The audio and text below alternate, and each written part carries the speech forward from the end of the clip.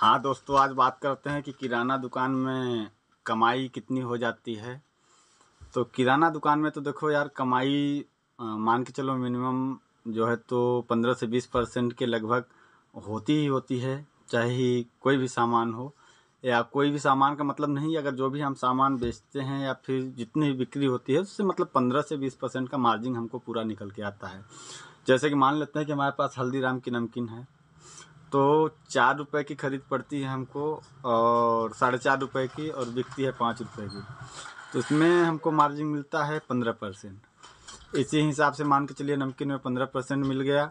और बात करते हैं चावल दाल तेल बिस्कुट और चॉकलेट जैसे कुरकुरे और मूंगफली चना सोयाबीन बड़ी, इन सब में हमको 15 से 20% का मार्जिन मिलता है।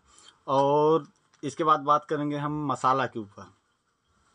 तो हमारे पास जैसे मसाला हो गया, तो मसाला हमारे पास कई वैरायटी का होता है, लेकिन मसाले में चाहे मसाला कोई भी वैरायटी का हो, लेकिन उसमें मार्जिन तो मिलता ही है और दबा के मिलता है मार्जिन उसमें हमको 20 से 25%, और कभी कभी ऑफर वगैरह चल जाता है 30% के लगभग मिल जाता है। तो मसाला का ये हो गया। और फिर हम बात करेंगे कि आटा शक्कर और नमक वगैरह इन सब चीज़ों में मार्जिन हमें ज़्यादा से ज़्यादा मान के चलिए 8 से 10% की मिलती है। और इसी के साथ साथ सारे आइटम जो भी हैं जितने भी हैं 10% से लेकर के 20% का मार्जिन होता है। मानते हैं कि आपके दुकान में 1000 का सामान अगर बिका, तो 1000 का सामान बिका तो 10% का मार्जिन रखेंगे तो 100 रुपये हुआ। और इसी हिसाब से अगर 20% का रखेंगे तो 200 हुआ। लेकिन 10-20 पे क्लियर हम लोग नहीं रुक पाएंगे। इसलिए नहीं रुक पाएंगे क्योंकि सामान जो है हमारे पास तो मिक्स हैं, और सामान मिक्स हैं तो हम लोग नहीं कर पाएंगे। इसलिए हम लोग पूरा सामान का जब 20% किसी में 30% जब मिलता है, तो उस परसेंटेज के हिसाब से हम लोग अंदाज़ा लगाते हैं कि मतलब हमको कितना मिला। तो कुल मिला के मान के चलिए 15 से 20% का हम लोगों को इसमें मार्जिन मिलता है। मानते हैं कि माना कि आप 5000 की सेल एक दिन में 5000 की सेल करते हैं, तो आपको के चलिए 10% के हिसाब से रखेंगे तो 500 मिलेगा। अगर 15% के हिसाब से रखेंगे 750 मिलेगा। इसी हिसाब से अनुमान लगा सकते हैं कि आप अगर 50,000 का सेल करते हैं तो 10% का मतलब आप निकाल लीजिए। 50, 25, 30, 20 छोड़ो ना, आप 10% पे काम करो।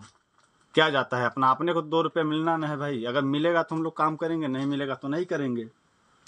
और मिले या ना मिले बात उसकी नहीं है। बात तो यह है कि आपके दुकान से माल बिकना चाहिए, चाहे कोई भी माल हो। ऐसा ना हो कि आपके पास माल आया है तो रखा का रखा ही है, उसको कोई पूछने वाला नहीं है, और जब तक पूछने वाला कोई आया तब तक कोई एक्सपायरी हो चुका है।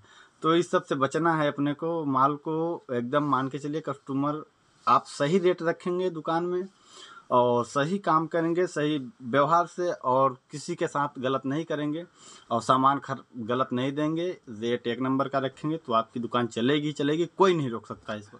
ये मेरा अनुभव है, क्योंकि हम आज 2020 से स्टार्टअप है हमारा। हम एकदम छोटे स्तर से काम को चालू किए हैं, और हमको पता है कि यहाँ आपको बढ़ने नहीं देंगे लोग। लेकिन आपको ये नहीं सोचना है कि हमको लोग क्यों नहीं बढ़ने देते हैं, वो तो लोगों का काम है। आप सिर्फ अपना काम करते रहो, आगे का रास्ता अपने आप खुल जाता है। इसलिए खुल जाता है कि हमारी ज़िंदगी में जो है तो कोई नहीं चाहता है ना कि हमारा अड़ोस पड़ोस और जो हमको जानते हैं वो नहीं चाहते हैं कि हमसे बड़ा आदमी बन जाए, या फिर ये हमसे बड़ा काम कर जाए। इसलिए कि अगर उसके सामने आप उतना बड़ा काम कर जाओगे तो उसको मतलब ऐसा लगेगा, गिल्टी फील होगा कि यार भाई मेरे सामने का ये बंदा मेरे से अच्छा काम कर रहा है तो कैसे कर पा रहा है। लेकिन उनके कहने से कुछ नहीं होता, क्योंकि आपके अंदर जो जुनून है, आपके अंदर जो जज्बा है, जो हिम्मत रखते हैं आप ना, वो खोल करके दीजिएगा ताकि लगे लोगों को कि यार मैं हूँ। अगर मेरे अंदर हिम्मत है तो एक बार मैं पूरी तरीके से नष्ट हो जाने के बाद भी दोबारा मैं खड़ा हो सकता हूँ। ये मेरी काबिलियत है, क्योंकि जो टूट टूट कर गिरे उसे उठना भी टूट टूट के ही आता है। क्योंकि अगर जो टूट के गिर गया और उठ गया एक बार से दोबारा, तो अगर कभी भी ऐसा सिचुएशन आता भी है कि वो फिर गिरे तो उठ जाएगा, क्योंकि उसको उठने का जो है तो अनुभव उसको प्राप्त हो गया है। क्योंकि बार बार ठोकर लगने पर इंसान क्या है, ठोकर खाने से इंसान सुधरता है ना कि बिगड़ता है। बिगड़ जाता है इसके बाद ही तो ठोकर लगती है। तो हम तो यही कहेंगे कि इससे पहले सबसे पहले इंसान को अपने काम पे फोकस करना चाहिए, ताकि वो अपने काम में मास्टर हो। और अपने काम में जब मास्टर होगा तो उसको बोलने और रोकने और टोकने के लिए कोई नहीं आएगा, क्योंकि अपनी ज़िंदगी का स्वयं मालिक होगा। हम तो यही कहेंगे सभी भाइयों से कि नौकरी को करते हुए भी बिजनेस को किया जा सकता है। इसलिए किया जा सकता है कि भाई हमारे पास 8 घंटे की नौकरी हम रोज़ कर सकते हैं। अगर हमारे कहीं लोकेशन पे घर है, चौराहे पे घर है, या फिर किसी रोड गली में घर है, तो हम 8 घंटे ड्यूटी करने के बाद भी हम अपना दुकान का काम कर सकते हैं। माना कि हमको नहीं कमाई होगी बहुत ज़्यादा, लेकिन आपके घर के खर्चे तो निकल ही सकते हैं। बता सकते हैं हम उसको कैसे निकल सकते हैं। ऐसे निकल सकते हैं कि जैसे आपके पास रोड पे घर है, आप सुबह ड्यूटी जाने के टाइम 8 बजे तक ड्यूटी जाते हैं, उससे पहले तो आप फ्री ही रहते हैं। मॉर्निंग में उठने के बाद अपना छोटी सी दुकान कीजिए, बहुत ज़्यादा पैसा मत फंसाइए, 10, 5,000, 20,000 इन्वेस्ट कीजिए। उससे ये होगा कि आपको एक उठने और बैठने का जगह बन जाएगा। अगर एक बार आपने 10 का ज़रूरत उसको है, आप 10 दे दिए और वो टाइम देता है भाई मैं परसों ला करके पहुँचाऊँगा, अगर उसी टाइम पे अगर वो आकर के आपको परसों दे ही दिया, तो आप बिल्कुल मान के चलिए कि एक पक्का ईमानदार है। लेकिन उसको 1 बार, 2 बार, 4 बार, 5 बार, 10 बार परखते रहिए। अगर वो परिपूर्ण निकल जाता है, मतलब अपने ईमानदारी के ऊपर पारंगत है, तो ज़रूर वो उसको दीजिए आप। वो 10-20 क्या, उसको हज़ारों तक दीजिए आप। अगर वो आपका वैल्यूएबल कस्टमर है, कोई दिक्कत नहीं है। ऐसे कस्टमर को उधार देने में कोई दिक्कत नहीं है, जो कि अगर आपसे सामान ले जा रहा है और सामान टाइम आने के बाद एकदम चुका दे रहा है, तो हम तो यही कहेंगे कि उसको उधार दो। जितना हो सके आपके पास उतना उधार लो, लेकिन अपने सीमा से बाहर नहीं जाना है, क्योंकि उधार देने से भी नुकसान होता है। क्योंकि कभी कभी ऐसा भी सिचुएशन आता है कि अपना उधार दिया हुआ अपने टाइम पे नहीं मिल पाता है। तो हम यही बोलेंगे कि उधार की भी एक सीमा रखें, और कोशिश तो ये करें कि नए बंदे को उधार दें ही ना। उधार दें तो उन्हीं को दें जिससे कि कभी भी वो पैसा मिल सके। ये नहीं कि मतलब उधार दे दिया, हम जब बोल रहे हैं तो अपना साइड दबा के भाग रहा है, गलत है। ऐसे लोगों को उधार से बचना है। आप सब लोग हम आप सबके बीच में यही सलाह करना चाहता हूँ कि आप सब लोग नौकरी करते हुए भी बिजनेस कर सकते हैं। भाई इससे पहले मैं राजमिस्त्री का काम करता था। राजमिस्त्री मतलब किसी भी मकान को बनाना हुआ, किसी भी बिल्डिंग को तैयार करना हुआ, तो वहाँ पे हम लोग जाते थे कन्नी वसूली लेकर के, और वहाँ पे उस मकान को नीचे से लेकर के ऊपर तक जो भी काम होता था उसको करते थे। वहाँ भी हमको 500, 600, 700 रुपये मिलते थे। लेकिन यार ये पैसे जो हैं तो ज़रूरी थोड़ी है कि हमको उतना टाइम तक मिलते रहें जितना टाइम तक हम एक जगह पे बैठ के। जैसे माना कि अगर वही कन्नी वसूली अगर आज भी होती हमारे पास, तो क्या आज हम यहाँ बैठते? नहीं बैठते। आप सब दोस्तों के बीच में भी ना होते, क्योंकि उस फील्ड में, जिस फील्ड में जो रहेगा उस फील्ड का ही मास्टर बन सकता है, ना कि सब फील्ड का। तो हमने उस फील्ड को करते करते ही बिजनेस को किया है। इस धंधे को पहले हमने स्टार्टअप किया इस दुकान में। जब छोटी दुकान थी हमारी, तो इस दुकान में हम मम्मी पापा को बैठा करके या भाई को बैठा करके हम चले जाते थे राजमिस्त्री का काम करने। वहाँ से 500, 600, 400 जो भी मिलता था वो लाते थे। और लाने के बाद फिर करना क्या था, हमारा एक ही उद्देश्य था। जब से मतलब हमने स्टार्टअप किया तब से एक ही उद्देश्य है कि दुकान में सिर्फ माल डालो। अगर माल होगा तो कस्टमर ऑटोमेटिक आएगा तो माल ज़रूर बिकेगा, और बिकेगा तो 2 पैसा हमको ज़रूर मिलेगा। ऐसा कोई भी फिर वो जो सामान में डाल दिए पैसे, उससे क्या है कि उसका कुछ पैसे जुड़ना चालू हो जाते हैं। एक पैसिव इनकम जैसी हाल है।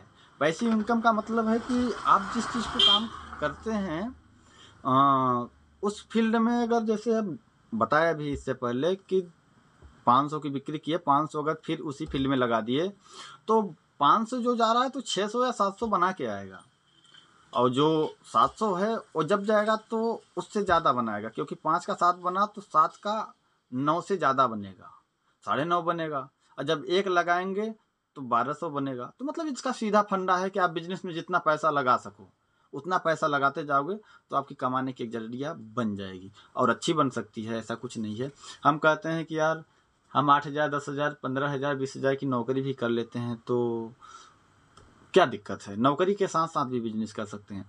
आप बिजनेस को कीजिए नौकरी के साथ साथ। आपको लगे कि यार हमारी धंधा अब ठीक है, धंधा कर रहे हैं, अब हमारी 10,000 की नौकरी है, 3,000 रुपये रोज़ कमाते हैं, जिस दिन आप अपने दुकान में 300 रुपये रोज कमाने लगे उस दिन नौकरी को छोड़ दीजिए भाई। वो आने जाने के बाद आप जहाँ भी जाते हैं टाइम तो खर्चे होते हैं, पैसे भी खर्चे होते हैं। उससे तो बढ़िया है कि यार 300 की मैं बाहर की नौकरी छोड़ करके अपने घर में बैठ करके कमाऊँ। इससे बढ़िया क्या है? 300 ही मिलेंगे, लेकिन हमने 150 से 200 से स्टार्टअप किया है, 300 मिल रहे हैं। तो इस चीज़ को, जिस चीज़ को करके हमको 300 आज मिल रहे हैं, उसी चीज़ को करते हुए आज के जनरेशन के हिसाब से उसको हमको आगे बढ़ाना है। सीधा बात है। अगर जब भी किसी काम को आगे हम बढ़ाते हैं, जी जान लगा देना पड़ता है।